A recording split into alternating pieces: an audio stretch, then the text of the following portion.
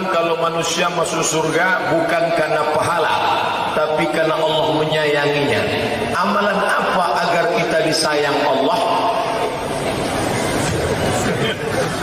Kata Nabi SAW, maukah kamu kalau aku ajarkan ini, tahabbtum, kamu akan berkasih sayang, dan Allah pun akan sayang kepada kamu. Apa dia? Afshus salam, tebarkanlah salam. Maka kalau ketemu sama orang, assalamualaikum warahmatullahi wabarakatuh. Salam dibagi 3. Salam yang pertama wajib dijawab. Salam yang kedua tidak boleh dijawab. Salam yang ketiga kita tidak ingin mendengar jawabannya. Salam yang pertama wajib dijawab. Salam saya pertama tadi. Salam yang kedua enggak boleh dijawab. Salam imam tadi waktu sholat. Assalamualaikum warahmatullahi wabarakatuh. Waalaikumsalam. Salam yang ketiga kita tidak ingin mendengar jawabannya. Apa itu? Malam pulang ceramah lewat di kuburan. Assalamualaikum ya ahlul kubur. Dan enggak ingin mendengar jawabannya. Waalaikumsalam. Berkasih sayanglah kepada saudaramu. Saya kemarin ceramah di Sentul bersama Ustaz Arifin Ilham. Selesai ceramah belum berakhir, ketika break iklan datang seorang sahabat dari belakang memeluk saya. Padahal saya datang dari kampung, kampung di Sumatera sana. Ini yang memeluk saya datang dari New York, Amerika, dari negeri Donald Trump. Saya tahunya cuma Donald Bebek. Tak pernah terpikir, tak pernah terlintas di pikiran saya dia akan memeluk saya. Terasa bangga. Insya Allah. Lalu saya posting gambar-gambar itu, naik rating saya langsung. Namanya tak boleh disebut, menjaga kode etik jurnalistik. Maka berkasih sayang. Ada seorang Arab Badui, ketika Nabi mencium Sayyidina Al-Hasan, Sayyidina Al-Husain, maka dia berkata, anakku ada 10, satu pun tidak pernah aku cium. Apa kata Nabi? Ar-Rahimuna yarhamuhumur Rahman, man la yarham la yurham. Siapa yang tidak ada kasih sayang di hatinya, maka Allah tidak akan menurunkan kasih sayang kepadanya. Pandanglah manusia ini dengan pandangan kasih sayang. Jamaah sudah kumpul ramai, tiba-tiba Ustaz merajuk pulang hanya karena dikasih air putih. Marah. Maka saya mendapatkan nasihat dari Sulawesi Selatan, dari kota Makassar. Ustaz Abdul Somad, jangan kau kecewakan orang banyak. Walaupun kau capek, walaupun kau lelah, selama orang masih mau mendengarkan ceramahmu, sampaikanlah. Sampai nanti masanya ada orang tak lagi mau mendengar ceramah, saat itu kau baru berhenti. Itu saya pegang mati. Jadi kalau ada orang heran, kenapa Ustaz ini ceramah Ustaz ini, sampai mukanya saya lihat pucat, suaranya hilang. Itu saya ambil kalimat itu dari Makassar, Sulawesi Selatan. Selama orang masih berkumpul ingin mendengar fatwamu, mendengar kajimu, mendengar ayat yang kau baca, sampaikanlah. Sampai akhirnya nanti manusia ini tak lagi mau mendengar. Ketika kita berceramah, dia sibuk mendengar musik. Tapi hari ini anak-anak muda bangkit luar biasa. Kenapa? Allah memberikan semangat luar biasa pada Ustaz Abdul Somad petang ini. Karena di hadapan saya anak-anak muda semuanya. Allahu Akbar. Walaupun ada orang tua, casingnya tua, tapi signalnya tetap muda. Ana pernah mendengar hadis tentang akhir zaman, bahwa di akhir zaman akan ada pemimpin besar Imamul Mahdi dari putra Bani Tamim. Ketika beberapa pekan yang lalu kami di Hotel Crown di Jakarta sholat bersama yang mulia Al-Habib Umar bin Hafiz dari Tarib Hadramaut Yaman. Lalu ada yang bertanya, Habib Umar, ya, di mana Imam Mahdi sekarang, turunnya kapan, ciri-cirinya gimana, dari suku apa? Kata Habib Umar, enggak perlu dikaji. Kita tidak disuruh mencari Imam Mahdi, dia sekarang udah lahir apa belum, alamatnya di mana, nomor WA-nya berapa. Kita hanya disuruh bersiap-siap di akhir zaman. Hadis-hadis tentang Imam Mahdi pernah dinyatakan palsu oleh seorang sosiolog muslim bernama Abdurrahman Ibn Khaldun dari Tunisia. Apa kata beliau? Hadis tentang Imam Mahdi palsu. Gara-gara apa? Gara-gara di zaman beliau banyak betul orang mengaku Imam Mahdi. Maka menurut dia ini pintu harus ditutup. Itu ijtihad beliau. Tapi saya berkata, hadis-hadis tentang Imam Mahdi ada yang sahih, ada yang hasan, ada yang dhaif, ada yang maudhu'. Bahwa hadis yang disebutkan ini dia akan ada di akhir zaman sahih, maka kita mesti meyakini itu. Dia bagian dari keimanan kita kepada Allah. Tapi mencari-cari dia sekarang di mana, bagaimana bentuk rupanya, maka kita tidak dituntut. Tuntutlah yang kira-kira membangkitkan semangat. Adik-adik yang sudah kuliah di Fakultas Sains dan Teknologi, lebih baik kau berpikir bagaimana cara membuat WhatsApp syariah. Karena WhatsApp konvensional sudah mengejek-ejek Habib Rizik. Walaupun beberapa hari ini sudah hilang, sudah dia buatkan satu gambar yang tidak baik. Yang kuliah di Fakultas Perikanan, Fakultas Perikanan dan Peternakan, daripada kau berpikir mencari-cari Imam Mahdi, lebih baik kau berpikir bagaimana membuat ikan lele sebesar ikan paus. Agar bisa kau membuka lapangan kerja dan mengekspor ikan ke Jepang. Karena orang Jepang suka betul makan ikan untuk membuat sushi. Yang kau bekerja di Fakultas Kedokteran, bagaimana kau berpikir mengobati orang-orang yang sudah punya tato, bagaimana tatonya itu hilang hanya dengan sabun mandi. Kan ada sabun saya dikirimi iklan, dia usap langsung putih. Saya berpikir bagaimana tidak, yang obat-obat sekarang kan pusing, bagaimana menghilangkan tatonya. Dia sudah baca Quran, sudah baik, tapi tetap disindir oleh jamaah. Salat kita sah nggak ya? Imam kita pakai tato. Berpikirlah untuk yang bermanfaat. Bukan berarti masalah Imam Mahdi tak bermanfaat. Kita yakini, kita percayai dia akan datang, dan insya Allah kita akan ikut dia. Kenapa? Karena kita diberikan bimbingan tiap hari, tiap petang kita katakan ihdinas siratal mustaqim. Apakah jika berangkat umrah kita bisa mengumrahkan orang tua, padahal kita juga baru pertama kali umrah pada saat itu dan belum berhaji? Berangkat kamu dari Sulawesi Selatan menuju Al-Madinah Al-Munawwarah. Setelah sampai di Madinah 3 hari, kau pun akan dibawa menuju Bi'ru Ali. Labbaik Allahumma labbaik, labbaik la syarika lak labbaik, innal hamda wan ni'mata lak wal mulk. Itu kalau pembimbingnya saya. Tapi kalau pembimbingnya dari Jawa, labbaik Allahumma labbaik, labbaik la syarika lak labbaik, innal hamda wan ni'mata lak wal mulka la syarika lak. Beda lagunya. Nah, itu umrah yang pertama untuk dirimu. Setelah sampai di Makkah, tawaf, sa'i, tahallul, selesai, istirahat. Hari kedua engkau pergi ke Tanim, naik taksi. Ongkosnya berapa? Tanya sendirilah. Sampai di Tanim engkau mandi, habis itu kau berniat, labbaik Allahumma umrah, aku berniat melaksanakan umrah an fulan bin fulan, untuk almarhum bapakku fulan bin fulan. Sampai di Makkah, tawaf, sa'i, tahallul, maka pahalanya sampai. Bukan kata Abdul Somad, tapi kata Syekh Atiyah Sohar dalam kitab Fatawa Al-Azhar. Apa boleh umrah bolak-balik dalam satu kali safar?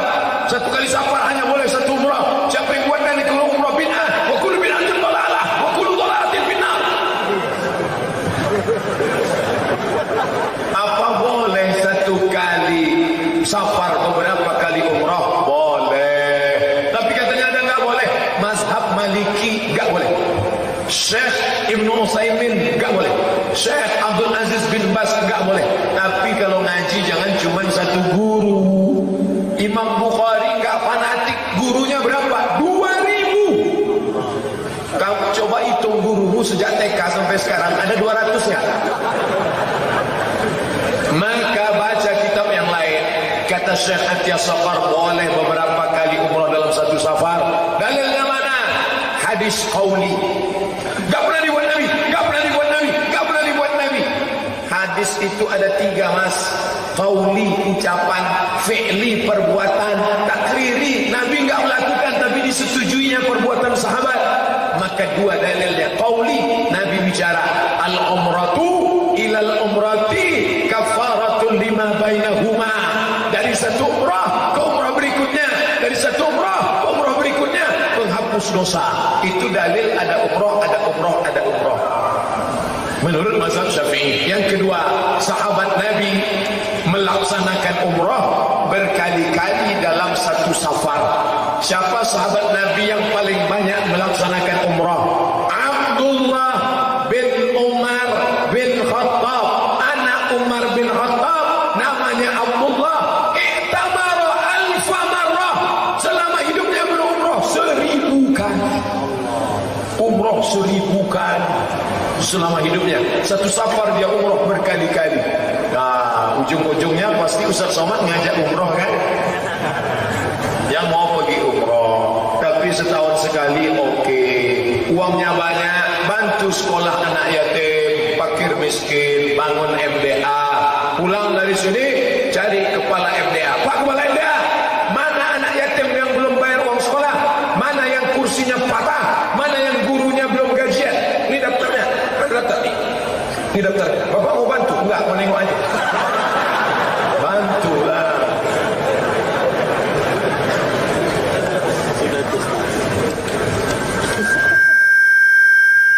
Pak Ustaz, bagaimana jika kita minjam emas orang tua, belum sempat dikembalikan, beliau sudah meninggal? Alhamdulillah. Bagi anak yang durhaka akan berkata alhamdulillah. Tapi bagi anak yang beriman, rapat anggota keluarga, maka kau katakan, wahai abang dan kakak saudaraku, ada emas ibu yang kupinjam, ini mesti aku kembalikan. Tapi aku sekarang belum punya uang, maka masuk dalam bagian harta warisan. Nanti kalau acara pembagian, potong emas yang kupinjam ini karena terhitung hutang. Mungkin bila kau diam, yang lain tidak tahu karena kau pinjam diam-diam. Tapi ingat, wa may yaghlul, siapa yang curang, ya'ti bima ghalla yaumal qiyamah, dia akan membawa kecurangannya pada hari kiamat. Nanti di akhirat, siapa yang curang, semua kecurangan akan dia pikul. Kata Nabi, ada orang di akhirat memikul sapi, memikul kambing sambil mengembek. Orang ambil zakat yang curang tentang kambing. Ada yang memikul kijang Innova plat merah. Ada yang memikul bakwan. Yang kuliah di kantin makan 3 bayar 1. Di akhirat nanti semua akan dibawa pada kiamat. Apa aturan rok dan celana untuk wanita muslimah? Fatfat, longgar, gembor, tidak kelihatan bentuknya. Pakai celana, iya, ada celana itu besar sampai tak nampak bentuknya, seperti rok yang di belah tengah. Karena kalau dia pakai rok, mungkin dia pekerja, mungkin dia polwan, mungkin dia tentara, atau dia wilayah hisbah, polisi syariah, Satpol PP syariah yang bertugas di pasar. Bagaimana kalau dia petugas Satpol PP pakai rok? Dia mau mengejar maling, maka dia pakai celana supaya tengah tapi longgar, jangan sampai nampak bentuk pinggulnya, jangan sampai nampak bentuk ini. Sampai sekarang orang pakai celana sempit sampai pahanya menjerit.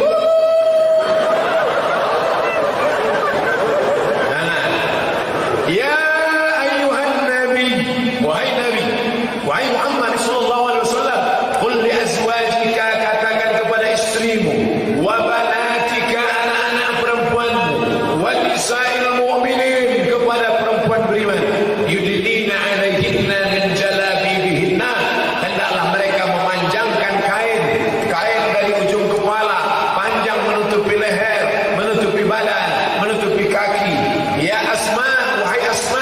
innal mar'ata, perempuan, idza balaghatil mahid, kalau sudah sampai usia haid menstruasi, la yaslunaha an yura minha, tidak boleh nampak dari badannya illa hadza wa hadza, yang boleh kelihatan hanya wajah dan telapak tangan.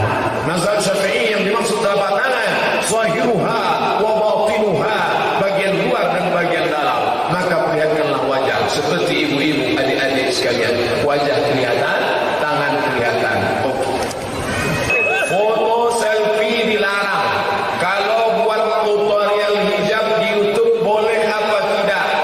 Ada kalanya foto itu syiar. Nih, ini foto hari ini syiar. Ambil dari belakang, ambil dari kanan, ambil dari kiri, ambil dari atas. Foto, like and share. Perlihatkan kepada seluruh dunia, begini anak-anak muda di Makassar ngaji. Allah Akbar. Tunjukkan. Tapi yang ditampilkan itu syiarnya, bukan personnya, bukan orangnya. Kalau mau foto ramai-ramai, sekarang banyak orang kan foto sendiri.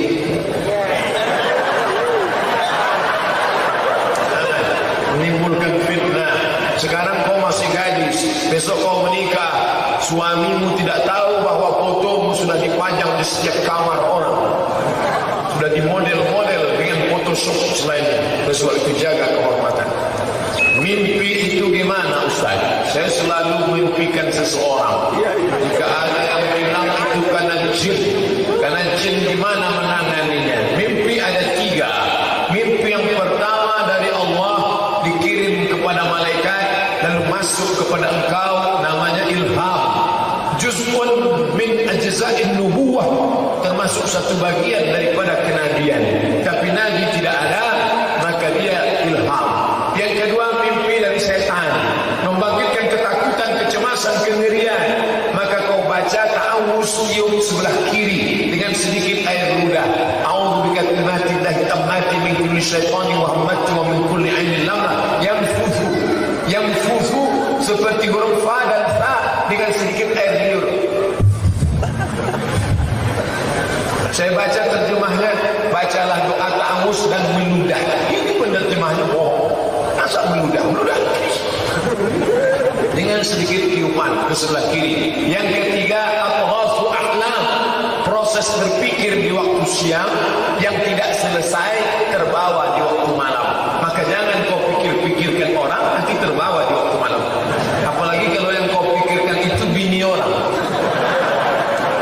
itu berbahaya sekali. Poligami ini bahaya.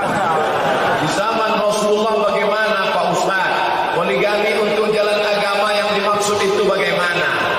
Fankihu, nikahilah ma qaba lakum minan nisa, perempuan yang baik-baik, masna 2, wa thulatha 3, wa ruba 4. Fa in khiftum alla ta'dilu, kalau kau tidak sanggup berlaku adil, fa wahidah, maka satu saja cukup. Maka orang yang poligami, dia ingin menyelamatkan perempuan yang solehah daripada dinikahi perampok, pecandu narkoba, pezina. Lebih baik dinikahi oleh orang yang soleh-soleh ini. Setuju? Lihatlah semangat yang luar biasa. Nanti di akhir zaman akan ada perempuan, perbandingannya setiap satu laki-laki 50 imra'ah, 50 perempuan. Dan sekarang terbukti di mana-mana saya pengajian, perempuan ramai, bapak-bapak sedikit, kecuali di masjid ini sama banyak. Nampaknya di sini tidak bisa poligami, harus satu-satu. Maka ibu tenang, ibu, jangan khawatir. Ya bersyarat, oleh sebab itu tentu syarat. Dan hukum Republik Indonesia sudah diatur dalam KHI, kompilasi hukum Islam Indonesia, tidak boleh menikah istri kedua kecuali izin istri pertama yang disahkan oleh pengadilan agama. Ini berat, tapi ternyata bukan satu jalan ke Roma. Ada bismillah jahar dan ada bismillah sir. Yang jahar Bismillahirrahmanirrahim, yang sir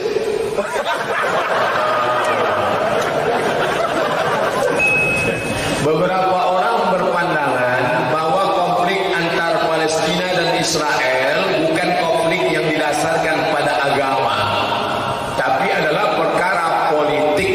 Sementara kita percaya bahwa jelas konflik tersebut adalah dilatar belakangi perkara agama. Bagaimana membantah hal tersebut dengan argumen ilmiah? Tidak ada argumen ilmiah yang lebih baik daripada hadis Nabi Muhammad sallallahu alaihi wasallam dan Al-Qur'an. Kalau Al-Qur'an dan hadis pun dia tidak percaya, apalagi Abdul Somad.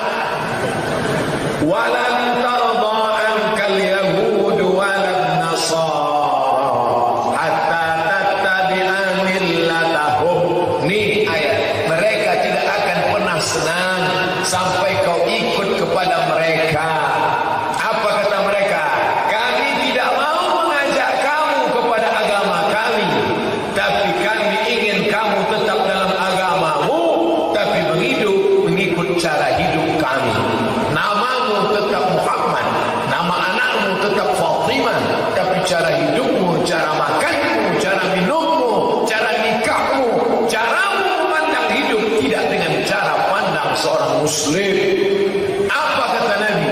Ada dia sebut tentang Yahudi dan Nasrani. Ya, ma min mauludin illa yuladu 'alal fitrah. Setiap anak terlahir dalam keadaan fitrah. Apa makna fitrah? Kata Abu Hurairah, fitratul Islam. Fa abawahu, kedua orang tuanya, yuhawidanihi, merubahnya jadi Yahudi, yunasranihi, merubahnya jadi Nasrani, yumajjisanihi, merubahnya jadi Majusi. Untuk apa Nabi sebut itu kalau tidak menunjukkan ada konflik-konflik? Mereka bersemangat untuk merubah keyakinan kita. Maka orang kita pula berkata, tidak ada hubungan buruk antara kita, ini hanya hubungan politik semata. Kalau hubungan politik, kenapa yang dihancurkan Masjidil Aqsa? Kalau hubungan politik, kenapa yang dibor terowongan Masjidil Aqsa? Tempat Isra Mi'rajnya minal Masjidil Haram ilal Masjidil Aqsa alladzi barakna haulah linuriyahu min ayatina. Cukuplah Al-Quran dan Sunnah untuk menunjukkan kebenaran dan kebatilan. Allahumma arinal haqqa haqqa warzuqna ittiba'ah. Tunjukkan pada kami yang benar itu benar, berikan kami kekuatan untuk mengikutinya. Wa arinal batila batila. Tunjukkan pada kami yang batil itu salah. Warzuqna ijtinabah. Berikan kami kekuatan untuk menjauhinya. Manusia akan mengikut omongan orang banyak. Kita berkata konflik Palestina konflik agama, dia berkata ini konflik negara. Satu orang berkata konflik negara, kita mulai goyang. Dua orang berkata konflik negara, kita mulai ragu. Tiga orang berkata konflik negara, kita mulai error. Empat orang berkata konflik negara, kita mulai mengata akulah yang salah, kaulah yang benar. Datang Ustaz Abdullah Onim datang kemari untuk mengatakan ini konflik agama. Tidak percaya dengan Ustaz Abdullah Onim, dia yang sudah ke Palestina. Tak juga percaya anaknya pun orang Palestina. Tak juga percaya, mau percaya sama siapa lagi? Maka saudaraku yang bertanya tadi bukan tidak percaya, dia ingin menguatkan kepercayaan kita. Kalau kau lari pagi yang kau bawa seekor kucing, maka tetap kucing walaupun satu lapangan itu berkata itu adalah anjing.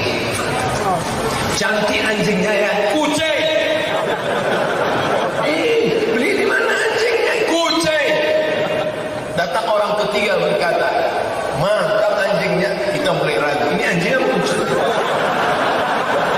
Wa in tuti aktsara man fil ardi, kalau kau ikut orang kebanyakan di dunia, yudilluka an sabilillah, mereka hanya akan menyesatkanmu dari jalan Allah.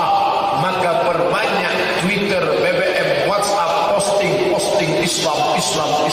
Yang pandai buat meme, yang pandai buat karikatur, yang pandai buat video pendek, simple, sederhana, gak perlu modal banyak, rekam, buat, terus semangat. Nih hari ini kita bangga luar biasa, ada kamera, ada iPad, ada Sony, ada Samsung, banyak pakai. Kita hidup kita tidak mau syiar. Wal budna ja'alnaha lakum min syairillah.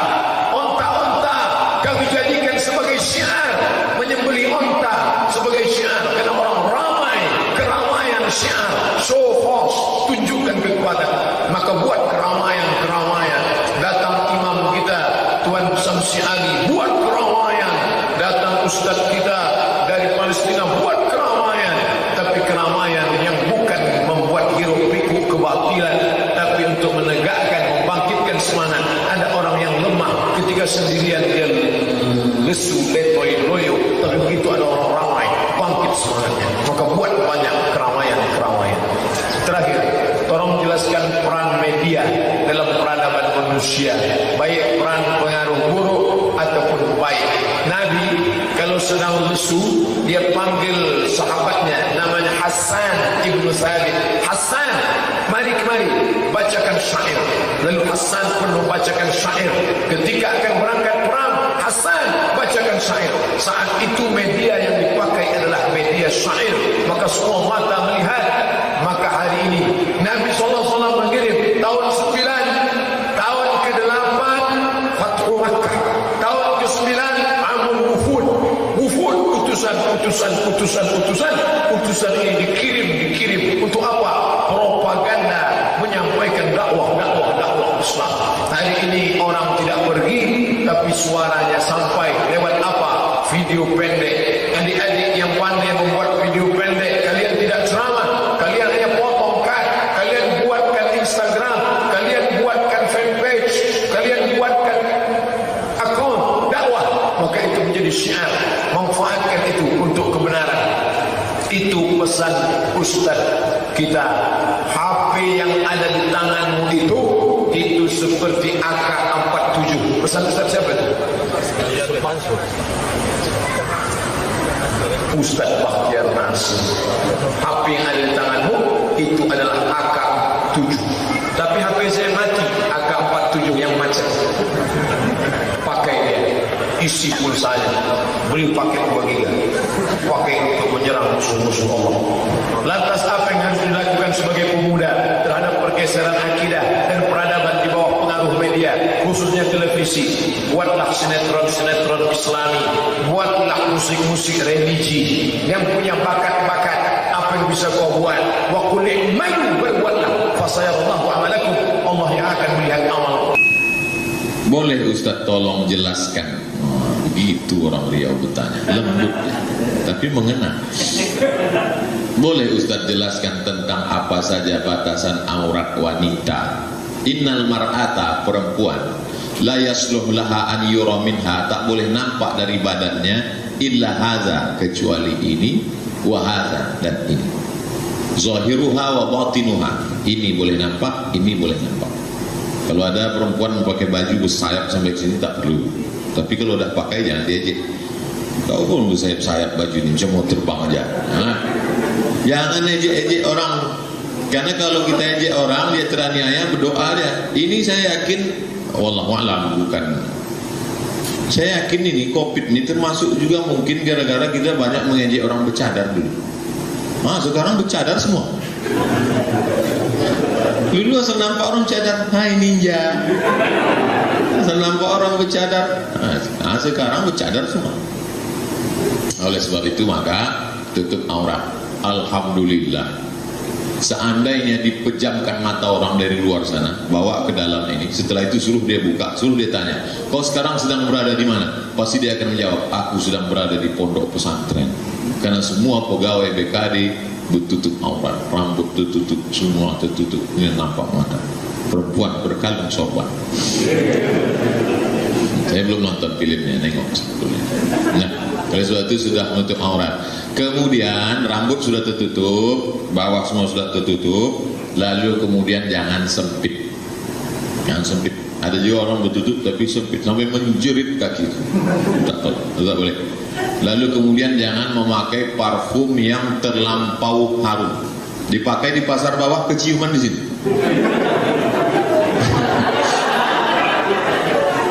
Sampai-sampai kalau imam membaca ayat di depan, dipakai parfum ibu itu di sok paling ujung, tercium ke depan. Wala ana amidu ma'abatum wala antum ma'abiduna ma'abud wala ana amidu ma'abatum, hilang lakum dinukum walian. Parfum yang menghilangkan bau saja, menghilangkan bau saja, karena Nabi tak suka orang bau. Man akala basolan, ada lontong.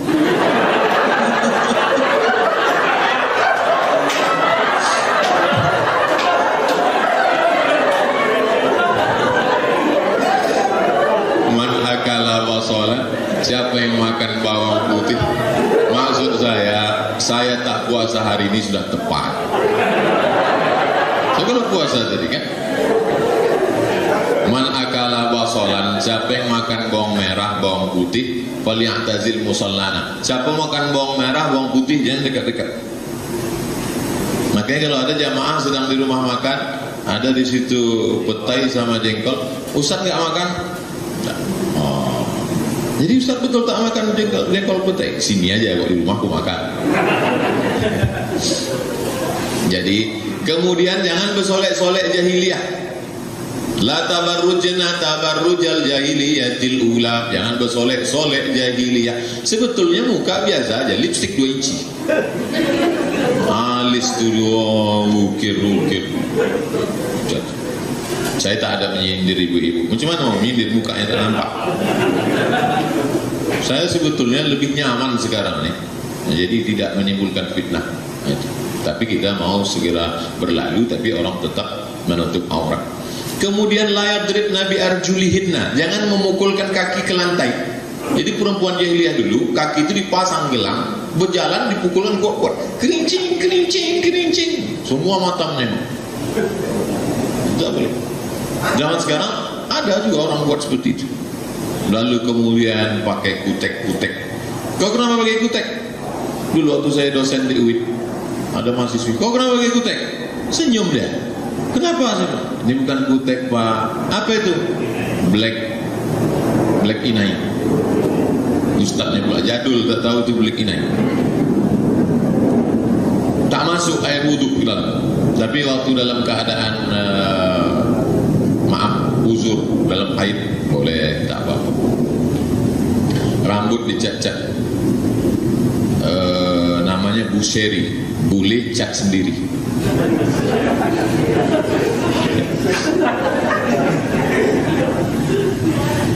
Alhamdulillah senang kita di BKD tak ada yang tak menutup aurat.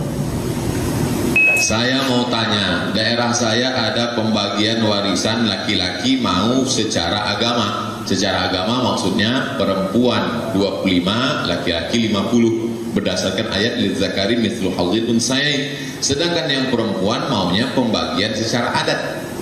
Bagaimana menurut Ustadz dengan kasus ini? Pertanyaan, bagaimana menurut Ustadz dalam kasus ini?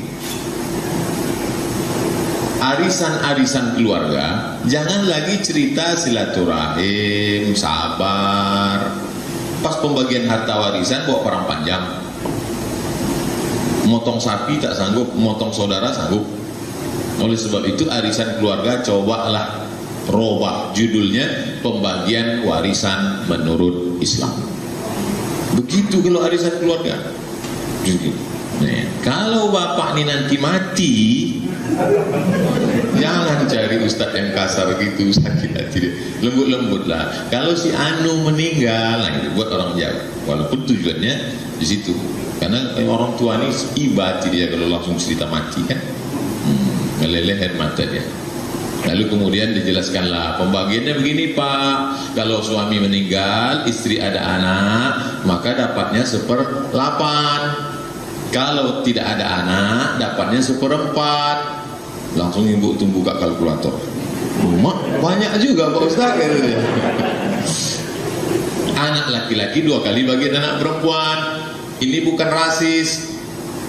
Kenapa laki-laki lebih banyak? Karena laki-laki menanggung nafkah, laki-laki mengasih mahar, laki-laki menanggung biaya hidup. Laki-laki itu 5 kewajibannya: ngasih makan, ngasih pakaian, ngasih tempat tinggal, ngasih pendidikan, ngasih perhatian. Karena laki-laki itu berat, maka banyak sekarang laki-laki yang tak siap jadi laki-laki. Itulah bencong. Mohon maaf Pak Bukit. Saya usahakan supaya berwibawa ceramah, tapi keceplosan juga.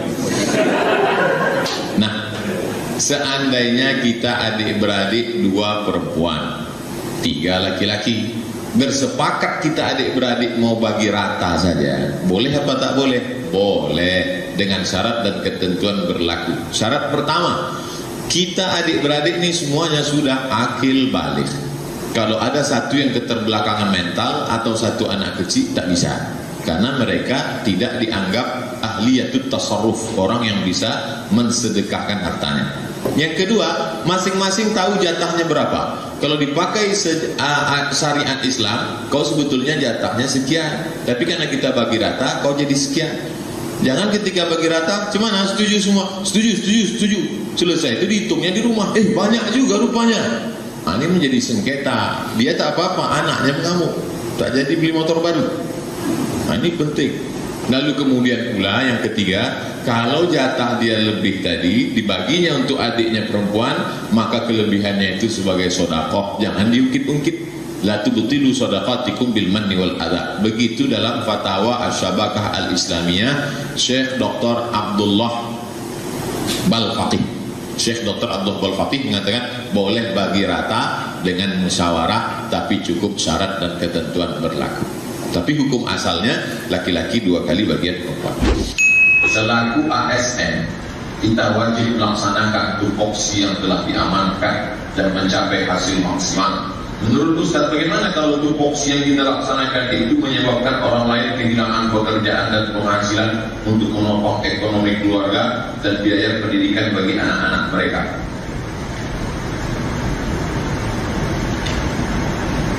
Ibu, bapak macam kereta, jalan saja di rel.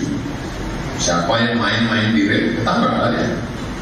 Maka ada hukum, ada kebijaksanaan. Pak polisi datang seorang anak melaporkan ibunya, ditolak sama polisi. Secara hukum ini adil, tapi puncak dari keadilan adalah ketidakadilan. Nah, mulai tunang-tunang kan? Secara hukum si anak menuntut ibunya, kalau mau pakai hukum, tapi ada yang lebih adil daripada itu adalah, tapi tak bisa main perasaan sebagai pimpinan. Ini orang sudah tidak melaksanakan pekerjaan, tidak hadir di tempat waktu, tidak begini, mesti dihukum. Kalau dia dihukum nanti anaknya tidak bisa makan. Itu bukan urusan kita, karena itu adalah efek dari sebuah perbuatan. Maka dalam Islam diajarkan as-sariqatu pencuri, was-sariqu laki-laki pencuri, was-sariqatu pencuri perempuan. Faqta'u aydiyahuma. Kalau pakai perasaan, maka tak akan ada tertegak hukum ini. Az-zaniyatu berzina perempuan, waz-zani berzina laki-laki. Wajlidu kulla wahidin minhuma mi'ata jallah. Cambuklah mereka 100 kali. La ta'khuzkum ra'fatun. Jangan ada rasa kasihan. Jadi orang kalau masih ada rasa kasihan, nanti begini, pindahlah ke dinas pertanian. Pertanian itu kan pokok-pokok kayu diurus ini. Kalau BKD ini berat, BKD nanti ada orang tolonglah Pak, anak saya tak makan. Oleh sebab itu maka ada integritas, ada ketegasan, ada ini semua. Alhamdulillah. Nanti kalau ada pegawai yang main-main ketika dia mengeluh, kalau SK saya tinggi, saya kena tutup dan saya ini gimana anak saya? Anakmu jangan takut, sudah kami daftarkan ke tabung wakaf rumah. Tak mau nanti ya ketua mau. Terbaik diberikan Allah Subhanahu Wa Taala. Mesti punya ketegasan dalam masalah hukum ini, karena Bapak Ibu mengurus berapa pegawai. Kalau macam-macam, kita ini provinsi ya Pak, provinsi. Berarti Bapak Ibu kalau salah-salah, silap-silap hanya karena kasihan tidak menegakkan hukum, maka minta maafnya, minta ampunnya orang kepada Allah, tapi minta maafnya di akhirat kepada 6,7 juta penduduk ini. Habis pahala puasa sunat sedikit. Tapi yang gara-gara ini ketakutan Pak semua. Santai aja guys. Tapi ibadah tetap, integritas tetap. Apa hukumnya penyerobot tanah wakaf yang dulunya orang tuanya pernah mewakafkan tanah untuk bangun masjid, tapi karena tak hitam di atas putih, wakafnya tersebut diambil kembali anak-anaknya selaku ahli waris. Inilah anak Duralik di atas durhaka.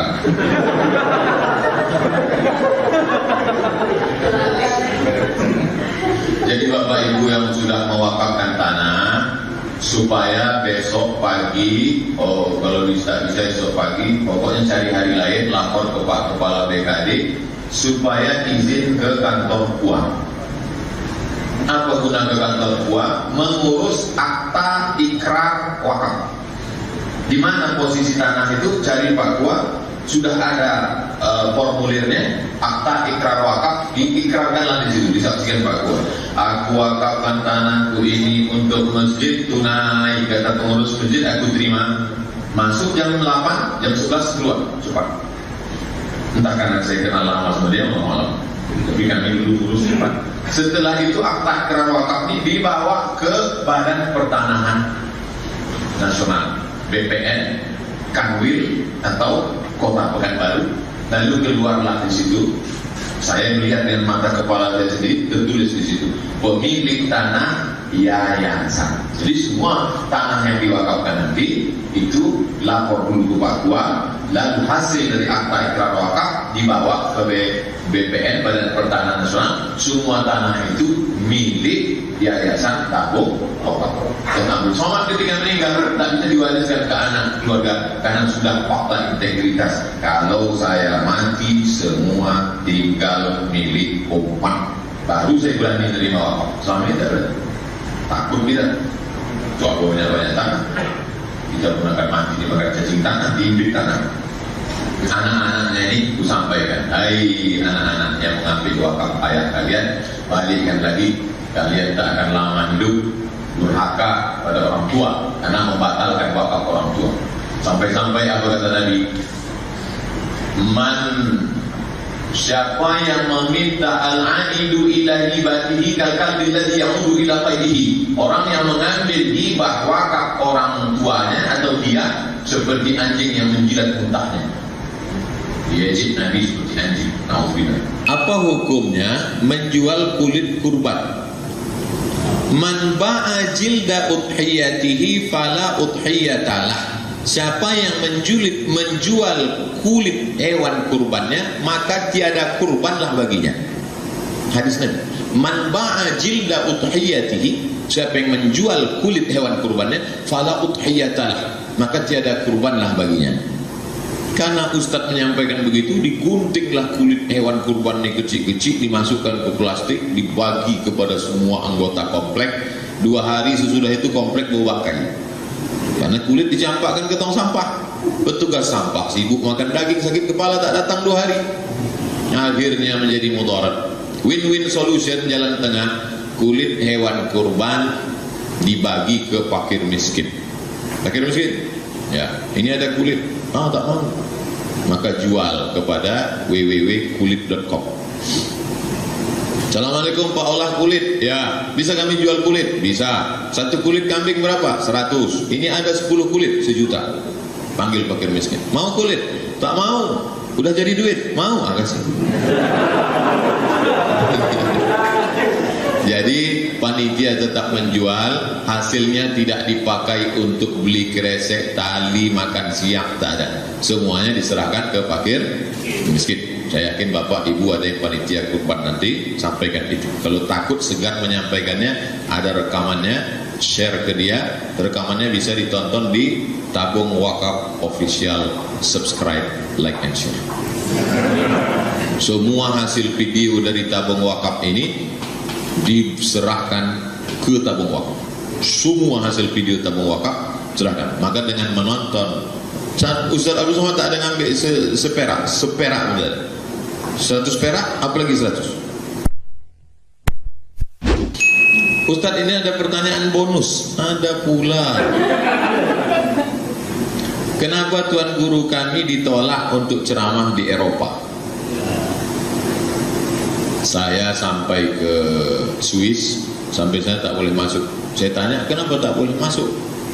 Karena sudah pernah ceramah di Belanda lalu diusir. Itu kata dia, kata orang imigrasi. Katanya saya pernah ceramah di Belanda, membuat keributan lalu diusir. Dan ada printnya, dibukanya tas dia, ini print. Saya pun terkejut. Saya bilang, First time I visit Europe. Kita walaupun makan ketupat gulai paku saja sekali-sekali. Ikut pertama kali ke Eropa. Katanya enggak, ini bukti. Ini bukti. Tanya mana paspor lama? Mana pula awak pergi bawa paspor lama? Paspor baru. Ini bukti. Pernah ceramah di Amsterdam, diusir. Siapa pula mengirim-ngirim itu? Tak tahu. Kita banyak haters kan. Tak apa-apa. Yang penting kalau ditanya orang, pernah ke Eropa? Pernah. Tapi di airport aja. Bolehkah kita berkurban menggadaikan emas perhiasan di Pegadaian, mengatasi masalah tanpa masalah? Pegadaian syariah, kalau nanti ada menawarkan pegadaian syariah, tolong jangan tersinggung ya Pak, Ibu Sales. Mana fatwa DSN, Dewan Syariah Nasional? Kalau dikasihnya ini, itu halal tuh. Tahu saya tanya lagi. Kalau udah ada fatwa DSN, jangan tanya lagi mana dalilnya menurut Quran dan Sunnah ijma qiyas. Macam paham aja. Kita percayakan aja pada ulama. Sama macam kita naik pesawat. Kita naik pesawat kan kita percayakan aja sama pilot pramugari. Pernah Bapak Ibu waktu naik pesawat ketuk pintu pilot tanya mana kopling sama gas rem tangannya? Macam tahu aja kemana minyak. Nanya oli samping pula lagi. La ilaha illallah. Jadi asal sudah ada fatwa Dewan Syariah Nasional boleh. Akadnya itu hutang sebenarnya. Apakah boleh? Gak ada, itu kan hutang. Kita pinjam duit, cuman orang tak percaya nengok kita, maka dipegangnya barang kita. Nanti kalau kita tak lunasi, diambilnya barang itu. Selesai masalah, kan begitu ceritanya. Nah, boleh tak sebetulnya orang berutang untuk kurban? Utang terbagi dua. Satu namanya utang ad-dainu yurja ada'uhu, hutang yang ada diharapkan pembayarnya. Yang satu lagi la yurja ada'uhu, tak ada diharapkan pembayarnya. Kalau orang BKD berutang, kira-kira ada tak yang diharapkan pembayarnya? Ada. Gaji. Cuma lah Pak Ustaz, kan udah tak sampai gaji lagi, udah dipotong peng ya Pak Ustaz. Nah, jangan lanjutkan, sedih saya dengar. Jadi kalau hutangnya itu termasuk jenis yang pertama, ada diharapkan pembayarnya, boleh. Pinjamlah aku duit 2,5 juta, kapan kau bayar? Bulan depan aku gajian, boleh. Yang tak boleh itu, pinjam duit 2,5 juta, aku mau berkurban, apa kau bayar? Kuserahkan pada Allah. Tak boleh. Orang BKD berutang, boleh. Assalamualaikum warahmatullahi wabarakatuh. Bagaimana sikap seorang istri kalau suaminya memutuskan silaturahim dengan keluarganya dan suaminya tak dapat membimbing anak-anaknya? Ibu punya 6 orang wali, 6 bukan 9, yang 9 itu wali songo. Jadi wali ibu ada 6. Yang pertama ayah, yang kedua yang tak paham datuk kakek, yang tak ngerti kakek grandfather, yang ketiga abang, yang keempat adik laki-laki, yang kelima abang ayah, yang keenam adik ayah pakcik. 6 wali ini tidak hanya mewalikan saat nikah, tapi juga termasuk dalam masalah sengketa dan lain sebagainya. Maka dipanggillah suami ibu tadi. Aun, kan Fir'aun di sini kau sekejap. Kenapa kau putus silaturahim? Kenapa kau tak sanggup membimbing? Dulu waktu kau datang Minang pakai peci, rupanya peci kau ini tak apa isinya. Nah, ini dijelaskan sama dia. Kalau ada di antara 6 wali itu yang tentara, polisi, bagus, letakkan pistol itu di atas meja, walaupun tak ada pelurunya. Untuk apa? Untuk memberikan efek. Nah, jadi jangan lagi kita berpikir ibu mengatasi masalah sendirian. Oh, tak bisa, perempuan ini lemah. Perempuan itu ada 6 wali yang menolong dia, depan, belakang, kanan, kiri, 4, atas, bawah. Bagaimana hukumnya suami tak sholat? Bagaimana tindakan istri?